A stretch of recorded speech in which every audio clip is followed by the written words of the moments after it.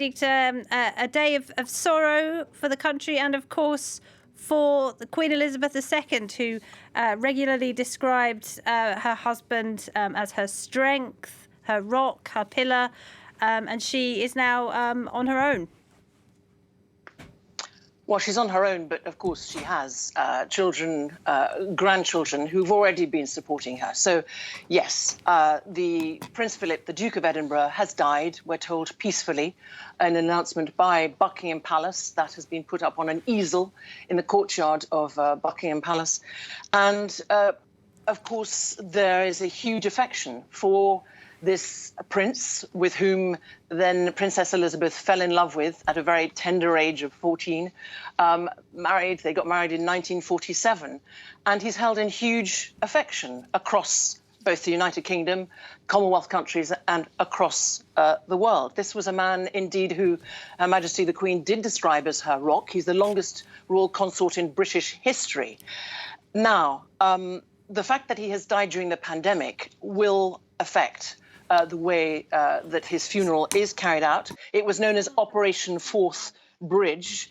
A national period of mourning will begin, lasting until the funeral. As husband of the sovereign, the Duke is entitled to a state funeral, but we know that he has expressed his preference for what we've been quoted as a less fussy, private, military-style funeral at St. George's Chapel in Windsor Castle, where it is, in fact, that he died, and a burial at Frogmore Gardens, where Queen Victoria and Prince Albert are interred. All flags will fly at half-mast during the mourning period. The members of the royal family are all expected to wear dark colours, not necessarily black, but they will wear black armbands, which are always packed during their travels in case they are needed. Of course, they're not travelling very much, and that is true of the Queen. The Queen, we knew, wouldn't be carrying out any duties during this period of mourning, and of course she's not carrying out, I think she's done one recently, but otherwise she's Zooming. But of course, this will now be superseded by this period of mourning. What is absolutely fundamental to say are two things. One is that he was the rock in her life, and it is said helped her reign in this such a long, successful way, as she will continue to do over the United Kingdom.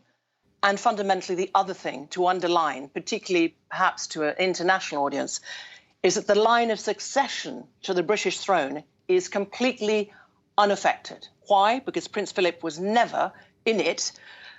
Of course, he had 4 children with the Queen. He's got grandchildren. So the first in line to the throne will remain Prince Charles.